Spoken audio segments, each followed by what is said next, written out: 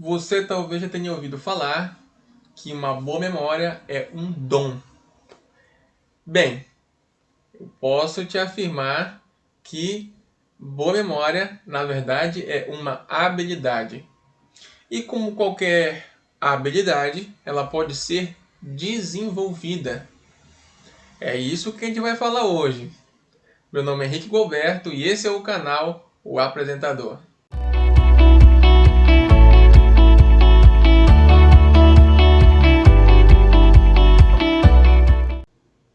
Na hora de aprender, muitas pessoas se limitam ao que elas acham que podem fazer e se contentam com o que elas têm feito. Mas a verdade é que o ser humano tem a grande capacidade de superar os seus limites. Uma prova disso é as Olimpíadas, né? Onde nós vemos todo o tempo pessoas que dão o seu máximo e superam recorde. E daqui a 4 anos, outras pessoas vêm e superam aqueles mesmos recordes. Tudo isso mostra a capacidade que o ser humano tem de superar os seus desafios. Quando a gente pensa que não tem mais o que ser vencido, é aí que nós nos enganamos. Pense, por exemplo, nas pessoas que vão à academia e aqueles que pouco vão ou não vão. Se a pessoa vai à academia, é óbvio que ela procura ali um corpo ideal na mente dela, um corpo relativamente esbelto. Ela se esforça o suficiente para conseguir esse objetivo. Em contrapartida, há aqueles que pouco vão e há aqueles que não vão e têm um corpo esbelto. É o que nós chamamos daquela pessoa que tem o biotipo favorável. Então, com questão a memorizar ou esquecer as coisas, é basicamente isso. Há aqueles que têm uma facilidade e há aqueles que precisam estar ali cultivando essa habilidade. Porque a verdade é que lembrar das coisas é uma habilidade. A questão é como você pode desenvolver essa sua habilidade. Para questões de neurolinguística, que eu sempre venho tocando em todos os meus vídeos, pode ser que para essa pessoa que tem o biotipo favorável a absorver bem informações, o que pode estar acontecendo é que ela tem uma familiaridade com a forma que o conteúdo tem sido passado a ela. Tipo, uma sala de aula, onde o professor se planta e fala o tempo todinho ali, 40 minutos de aula. Se a pessoa tem uma predominância para ouvinte, aquilo ali para ela é tudo o que ela precisa. Uma palestra como aquela é o suficiente para que ela entenda bem o tema e o contexto que está envolvido. Mas talvez não seja assim uma pessoa que precisa de algo visual ou para uma pessoa sinestésica. Mas a questão aqui, então, é o biotipo. Nesse caso, neurolinguístico dela. A vantagem de exercitar a mente é que nós não precisamos de um personal mind, entendeu? Como geralmente os que fazem exercícios físicos precisam de personal trainer.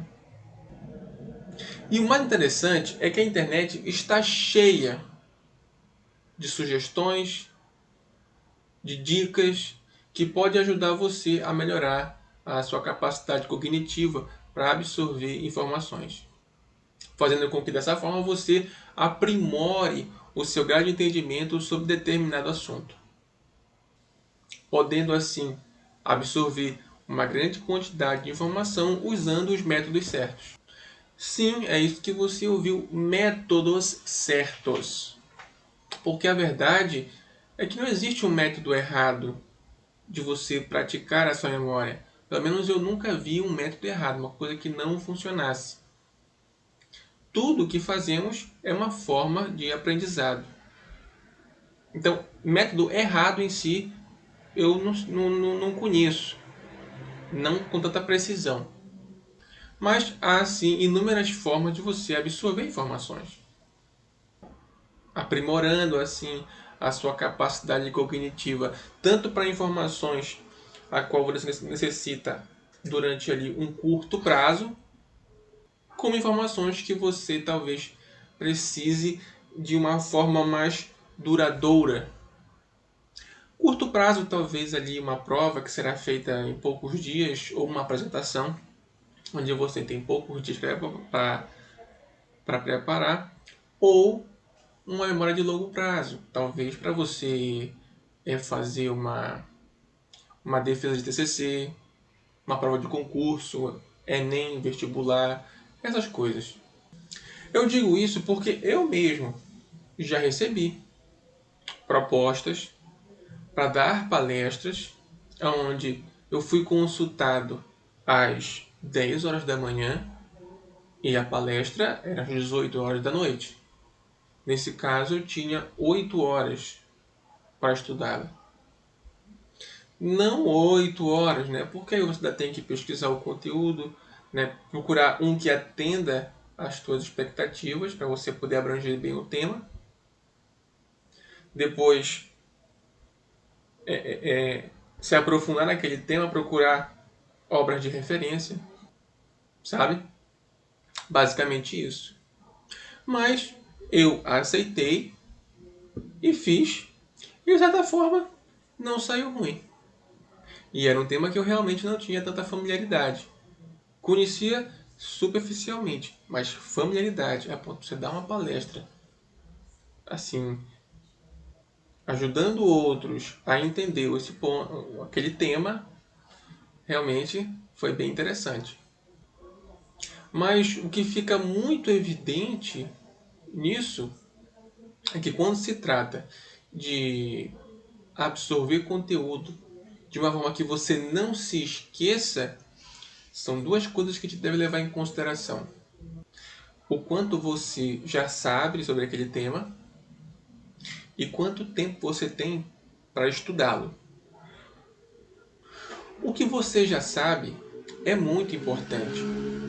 É esse que vai dar o pontapé inicial para que você se aprofunde naquele tema. Se você já tem um conteúdo base, talvez isso fique mais fácil.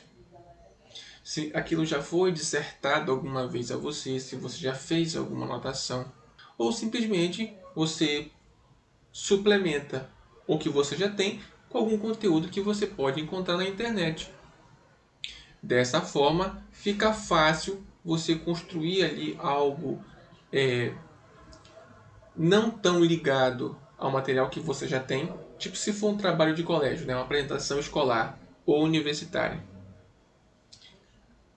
O conteúdo que você tem são os que todos os seus colegas têm.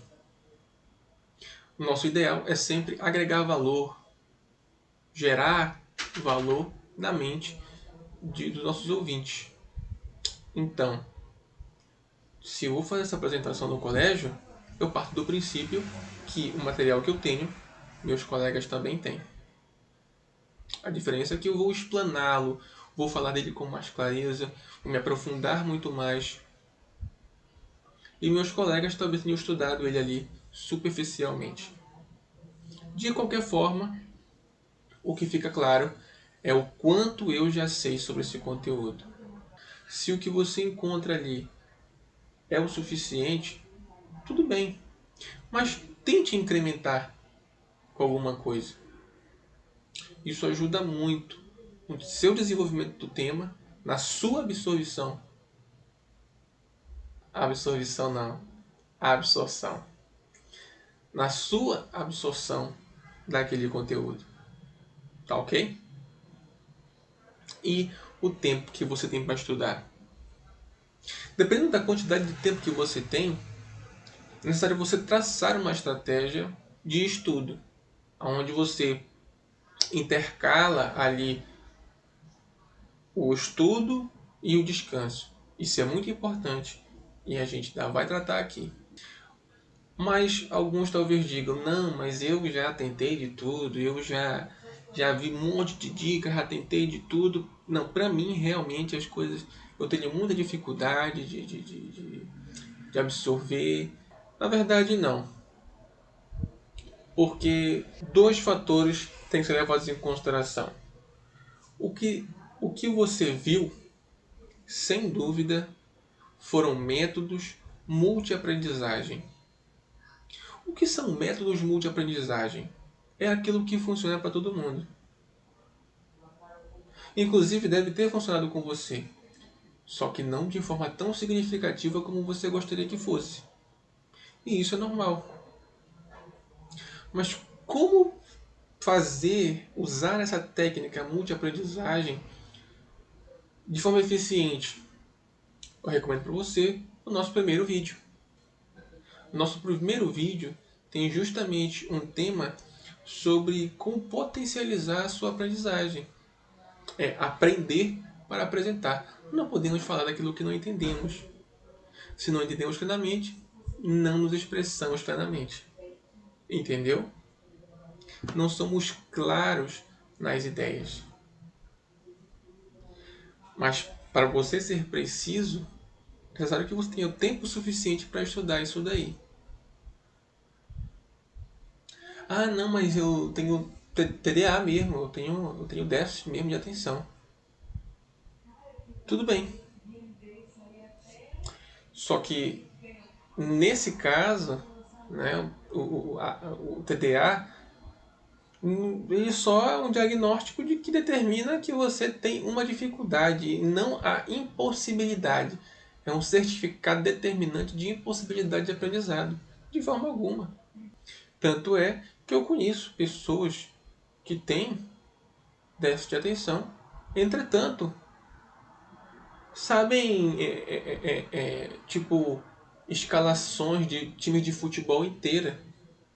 Como? Aquilo atrai a atenção dele. É o tipo de coisa que retém a atenção dele ou dela. A aprendizagem voltada para esse tipo de atenção é que é o ideal. Assim, mesmo sob circunstâncias aí adversas, né, como no caso dificuldades reais de aprendizado, podem ser contornadas. Claro, isso exige um acompanhamento mais de perto, mas mesmo assim não torna impossível. Definindo muito bem qual é o perfil neurolinguístico dessa pessoa, atrelado àquilo que retém a atenção dela, fica fácil ela aprender. O problema real é que muitas pessoas recorrem aos métodos tradicionais de estudo. É aí que a gente começa a falhar. Quais são os métodos tradicionais de estudo? No geral, um vídeo como esse, onde uma pessoa meramente se expressa. Claro, a gente tenta ilustrar aqui um pouco, a fim de que você consiga assimilar melhor. Eu evito usar imagens, porque as imagens tendenciam coisas que não necessariamente são da sua realidade. Numa apresentação com slides, eu uso realmente. Mas em palestras assim como essa aqui, eu não uso tanto. Eu procuro explorar a mente de quem está me ouvindo. Entendeu? Com exemplos como corpo humano, alimentação, exercícios físicos, futebol. Coisas que geralmente, quando eu falar, a pessoa automaticamente vai se familiarizar. E vai ficar fácil associar uma coisa a outra, criando assim ligações neurais entre a informação e aquilo que você gosta. Um dos métodos tradicionais de estudo que muitos utilizam é chegar, fechar a porta, trancar, sentar, botar o livro e estudar exaustivamente. Alguns ali de 6 da manhã, de 7 horas, 8 horas da manhã até 7, 8 horas da noite. Isso não é significativo. A gente volta justamente à questão da alimentação. Você consegue comer o dia todo? Não. Há horários regulares para alimentação e intervalos entre elas. Mesma coisa na academia.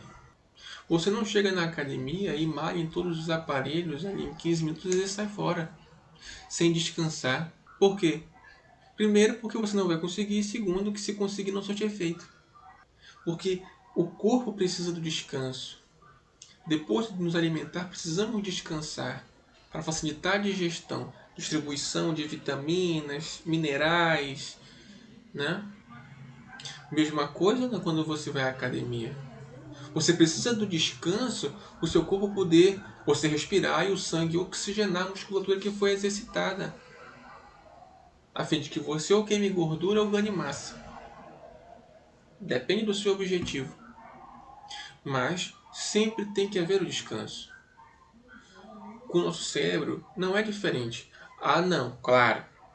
No caso do cérebro, a gente não pode comparar ele literalmente a questões físicas. Nosso cérebro tem uma capacidade muito maior do que o nosso corpo. Mesmo assim, precisamos dar atenção a isso, a intervalos regulares.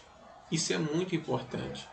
É o tempo que o seu cérebro tem para, como vimos ainda há pouco, né, oxigenar esse conteúdo, fazer com que ele produza efeito. Assim como o oxigênio no sangue, ali na musculatura, produz um efeito a longo prazo, assim também as pausas regulares produzem um efeito a curto e a longo prazo na sua mente. Mesma coisa com questão da alimentação. A alimentação com intervalos regulares dá tempo suficiente para o seu corpo distribuir todas as vitaminas, ou seja, reter aquilo que é significativo e descartar aquilo que talvez não seja tão significativo. Somente pega e joga num limbo ali, algum lugar muito distante. Nós sempre costumamos ilustrar isso com uma viagem. Você faz uma viagem no ônibus e vai olhando a janela. E durante a sua viagem você consegue observar várias coisas passando ali, coisas que você até se interessa e acha bonito. Entretanto, é possível que você chegue no final da sua viagem e não se lembre de cada detalhe que você viu nessa viagem. Por quê? Porque não era significativo, não era realmente importante. E à medida que o tempo vai passando, menos dessa viagem você lembra. Mas talvez da chegada, dos seus parentes lhe esperando, do abraço caloroso de alguém que estava lá, isso aí seja uma lembrança que perdure ainda por muito e muito tempo. Por quê? Porque o objetivo da viagem é que era o significativo. O que? Chegar, encontrar meus parentes que eu nunca mais havia visto. Aquilo é que era significativo daquele momento. Entendeu? Então, intervalos intercalados vão te dar justamente essa oportunidade de fixar aquilo que realmente é significativo para a construção do teu conhecimento. Quando você pega informações e consegue distribuí-las bem na sua mente, analisando de maneira lógica, cronológica, fazendo ligações entre os argumentos, tudo isso ajuda muito na hora de montar a sua apresentação, seja ela em slides, uma apresentação estritamente dissertada, como essa aqui, independente de qualquer coisa. Uma boa construção desse conhecimento vai ajudar você a explanar esse tema de forma lógica e cronológica. Esses são dois fatores fundamentais que vão determinar se você absorveu bem ou não a matéria. Se você conseguir organizar na sua mente, você está totalmente capaz de passar essa informação também organizada, de maneira lógica e cronológica. Mas vamos lá, um passo a passo do que pode ser feito para evitar esquecimento, para melhorar a sua capacidade de lembrar do conteúdo. Nós falamos ainda há pouco justamente sobre o fato do o que você já sabe sobre o conteúdo e o tempo que você tem para estudá-lo. Essas são as duas coisas que você precisa levar em consideração na hora de definir uma estratégia de aprendizagem. Vamos então abordar as estratégias de curto prazo, né? Quando tem uma apresentação a ser feita daqui a 2, 3 dias ou uma prova daqui a 2, 3 dias. Nesse caso, o que você precisa fazer? Faça como na academia. Pense na academia como o tema principal. E os aparelhos dentro dela como cada subtema. Como que você malha na academia? Geralmente você faz 3 séries de 10 com 1 minuto de intervalo entre elas, não é isso? Então procure fazer isso no seu método de estudo. Tenho o tema principal, já li o conteúdo de forma geral, estou bem familiarizado. Ou seja, já conheço bem os aparelhos. Sei como devem ser feitos os exercícios. Então, na hora de fazer a minha análise do conteúdo, o que eu faço? Leia aquele subtítulo pelo menos 3 vezes. Analise ele com critério. Grife, rabisque, vá lá, faça anotações na margem. Analise o que você fez com o contexto ali dentro. Depois monte um resumo. Tente montar o resumo com o conteúdo e suas anotações.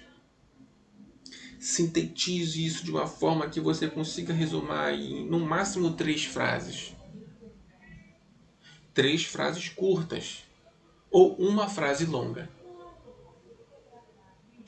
Quando você pronuncia essa frase longa, tudo aquilo que está envolvido naquele subtópico vem à sua mente. Porque está muito bem esmiuçado. Daí o que você faz? Estuda esse resumo 3 vezes. E para. Dá um tempo. Volta a estudar 3 vezes. Volta a estudar 3 vezes. Para e volta a estudar 3 vezes. Esmiuçou muito bem? Separa. Próximo subtópico. Leia 3 vezes. Grifa, faça anotações. Faça um resumo compacto. Analise esse resumo 3 vezes, faça uma pausa, próximo subtópico e assim por diante. É impossível que não surta efeito. Pode ter certeza. E se você precisa analisar um conteúdo a longo prazo? Bem, nesse caso, você precisa fazer com que a informação perdure por um longo tempo na sua mente, independente do tempo que leve. Como no caso de uma apresentação de TCC ou de prestar concurso. Em ambos os casos, você precisa estudar uma quantidade muito extensa e densa de conteúdo. É fácil? Claro que não. Mas no dia da prova, você não pode estar apenas com aquilo que você viu de mais recente na sua mente. Não. Você tem que estar com tudo aquilo desde o início até o final, muito fresco na mente. Então, o que pode me ajudar a ser bem-sucedido nessa empreitada a longo prazo? Bem, a sugestão que nós temos aqui é a repetição espaçada. Se você quiser se aprofundar nesse método, eu sugiro a você. Já vou te falar aqui como é que você pode fazer ela. Mas eu sugiro você que talvez se aprofunde nesse método. Você vai ver que ele é altamente eficiente. A repetição espaçada vai consistir basicamente em você fazer uma leitura, um resumo e um questionário de um conteúdo. De forma direta. Em 24 horas, você vai fazer uma revisão. E logo depois disso, a cada 7 dias, você vai voltar naquele tema. Durante, no mínimo, 2 meses. Já utilizei a repetição espaçada.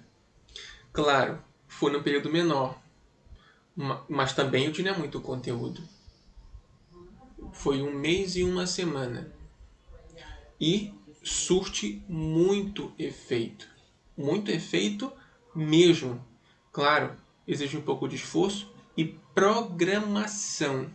Hoje é dia de voltar naquele conteúdo. Confere aquele resumo. E vai continuando teus estudos. Ou hoje é dia de voltar naquele resumo. Volta lá e confere. E assim você vai mantendo sempre aqueles mais antigos frescos na mente, enquanto você também se dedica simultaneamente aos novos. Dessa forma você chega no dia da prova com o que estava bem fresco na mente, e aquilo que estava mais antigo também está fresco na sua mente. Procure fazer uma boa programação. Dessa forma, é muito improvável que a repetição espaçada não surta algum efeito. Independente da forma que você utilize, o importante aqui é fazer com que o seu cérebro crie conexões com as informações. Nós vamos ter pelo menos 3 tipos de conexões que serão firmadas durante a aprendizagem: conexões físicas, temporais e lógicas. O que são as conexões físicas? É aquilo ligado a uma coisa estritamente mecânica, que nós fazemos como que no piloto automático. Como para algumas pessoas, corta tempero. Algumas pessoas nem olham. Dirigir carro, a sua mão já vai certa na marcha. Você já sabe a profundidade certa de apertar a embreagem e largar a embreagem e pisar no acelerador. Alguns conciliam isso com falar no telefone, apesar de ser proibido, mas acabam o fazendo. Por quê? Porque de alguma forma aquela informação já criou conexões físicas. Então, quando eu trago para você uma informação e uso esse recurso como chave para você acessar, fica fácil com que você se recorde. As conexões temporais. As conexões temporais são aquelas mais sensíveis, porque elas são coisas temporárias. É um conhecimento que você está adquirindo que ele não é tão duradouro, porque talvez não seja significativo para você naquele momento. Dessa forma, se eu te perguntar em seguida, você consegue me responder com precisão. Mas à medida que o tempo passa, essa precisão vai diminuindo até ficar um assunto relativamente vago para você. E às vezes até um tanto desconhecido, onde você não é capaz nem mesmo de explanar a sua opinião, apesar de já ter conferido alguma coisa sobre esse conteúdo.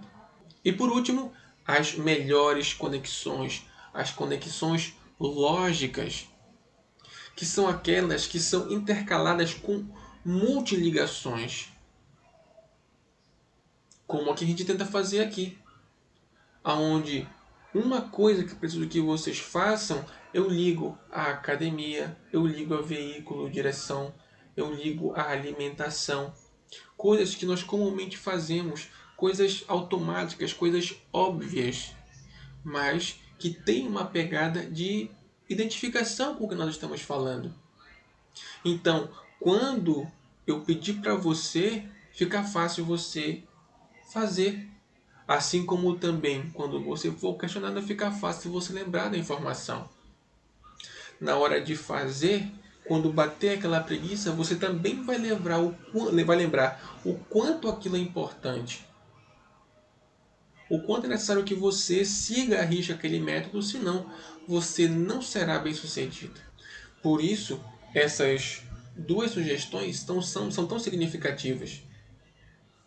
Utilizando aí a sua memória de curto prazo, talvez você queira colocar ali um estudo talvez em cima da hora, Você estuda durante um tempo, mas ali um dia antes da apresentação, você procura martelar algumas vezes. Por quê? Para ficar com aquela sua memória temporal mais ativa. E aí, se você tem algo mais denso, onde você tem um tempo maior de prazo para estudar mesmo, talvez você opte por fazer ligações lógicas. No caso aqui da repetição espaçada. À medida que você vai progredindo no seu estudo e volta, progride e volta, progride e volta, progride e volta, é inevitável que você aumente sua eficiência nesse sentido e que seu cérebro faça novas conexões com aquelas informações. Lembre-se, no mesmo dia que você estudar algo antigo, você estudará o novo. O que acontece? O seu cérebro ele atrela a informação antiga que já está muito bem fixada nessa informação nova, fazendo com que essa informação nova crie conexões com a antiga, assim perpetuando-la também. Isso, gente, é para vocês terem uma ideia de como a repetição espaçada é altamente eficiente. Então, procurem colocar esses métodos, principalmente a repetição espaçada. Claro, aqui a gente sugere 2 meses, no mínimo. Mas você pode tentar compactar isso de uma forma que você consiga voltar no assunto. Mas, algumas vezes, a fim de aprofundar nele com mais naturalidade. Um abraço para todo mundo, muito obrigado pelo carinho e a contribuição de vocês. Gosta do nosso conteúdo? Clica aí, dá um like, ajuda muito a gente, tá bom? Valeu, galera, um forte abraço e até o próximo vídeo.